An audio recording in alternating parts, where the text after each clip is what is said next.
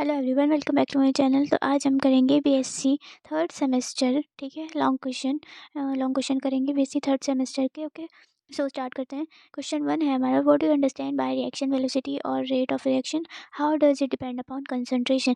तो देखो ये क्वेश्चन आता है रेट ऑफ रिएक्शन। ठीक है, इसमें फर्स्ट, सेकंड और ज़ीरो रेट ऑफ रिएक्शन आती है। ठीक है, तो ये टॉपिक हो गया एक। तो इसमें 3 क्वेश्चन बन जाते हैं अलग अलग उसके, जैसे कि किया गया derive integrated rate equation for second order. अब इसने क्या किसका पूछ लिया, सेकंड ऑर्डर रिएक्शन का। ठीक है, तो इसमें सेकंड का पूछ लिया, फर्स्ट का पूछ सकता है, ऐसे जीरो का पूछ सकता है, तो इसीलिए क्वेश्चन इंपॉर्टेंट है। ओके, नेक्स्ट क्वेश्चन है describe activation energy, right short note on activation energy. ये देखो डिस्क्राइब अगर आता है ऐसे और इसके साथ एक क्वेश्चन और भी कोई भी ऐड कर देंगे तो ये लॉन्ग में बन जाएगा।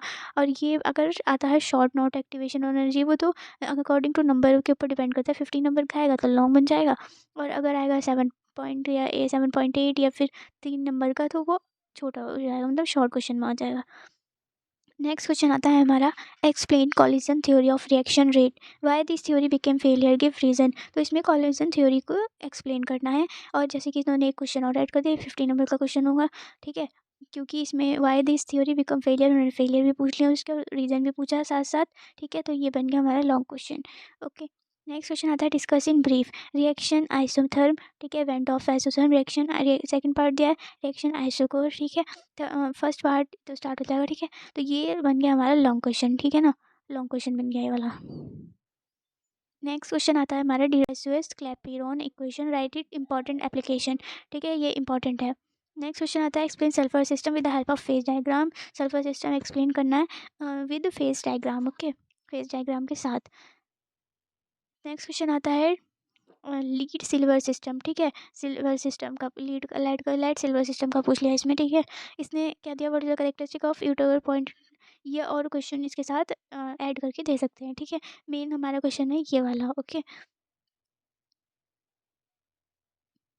जैसे इसमें दिया था name the face present metal stable triple point of sulphur, ये भी इन्होंने इसमें ऐड कर दिया। ओके, नीचे आते हैं। Next question, what are the main postulate of kinetic theory of gases. ये मोस्ट इंपॉर्टेंट क्वेश्चन है। ओके,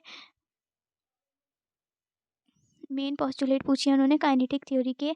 ठीक है, derive kinetic gas equation. B part में पूछा है derive expression for critical constant in term of van der Waals constant. Third पूछा है what is compressibility factor, what is value of ideal gas. ये ठीक है, तो ये बन गया हमारा मोस्ट इंपॉर्टेंट क्वेश्चन है ये। ठीक है, रिपीट होता है। Explain the deviation from ideal behaviour by van der Waal equation. इसमें क्या वर्ल्ड फोर्स को एक्सप्लेन करना है बाय फ्रॉम आइडल बिहेवियर से। ठीक है, ए पार्ट में बी है, पूछा define most probable average root mean square velocity and also की रिलेशनशिप। ठीक है, ये इंपॉर्टेंट है। नेक्स्ट क्वेश्चन आ जाता है इसका significance and unit of Van der Waals equation. ठीक है, इसमें वेंडरवॉल फोर्स इक्वेशन के बारे में पूछा है। ठीक है, उसकी सिग्निफिकेंस सेकंड पार्ट में दिया है, आइसोथर्म को डिस्कस करो कार्बन डाइऑक्साइड की और एक्सप्लेन करो कंटिन्यूटी ऑफ स्टेट।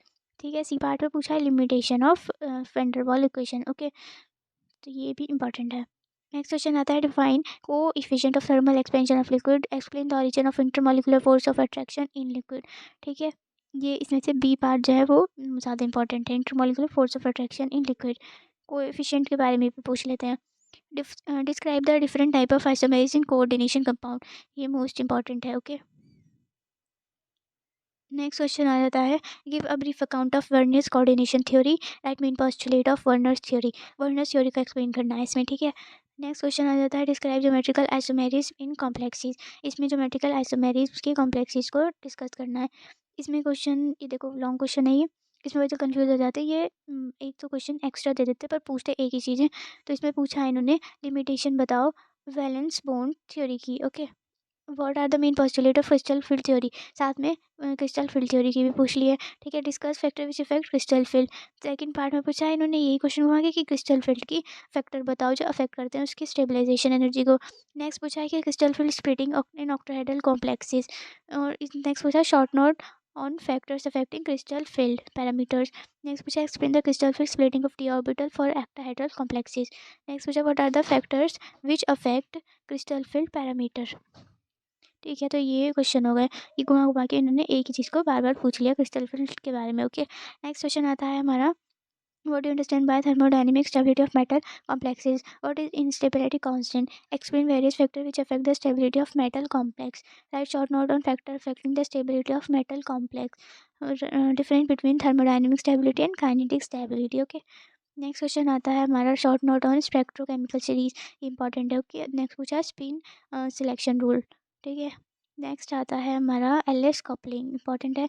और ये क्वेश्चन आ जाते हैं हमारे, ये पेपर में आए हुए हैं क्वेश्चन, मतलब ये इसी साल का 2023 का है क्वेश्चन पेपर, केमिस्ट्री का, बीएससी थर्ड सेम का। तो उसमें से मैंने क्वेश्चन निकाले। तो फिर देखो इसमें आया हुआ है first order reaction with example derive the rate of expression of it, discuss and it's characteristic, ठीक है, वही पूछ लिया, फर्स्ट ऑर्डर का पूछ लिया। इसमें सेकंड का भी आ सकता है, जीरो का भी आ सकता है। नेक्स्ट क्वेश्चन है give the thermodynamic derivation of Clapeyron equation and its application. Okay, next पूछा explain the term phase component and degree of freedom.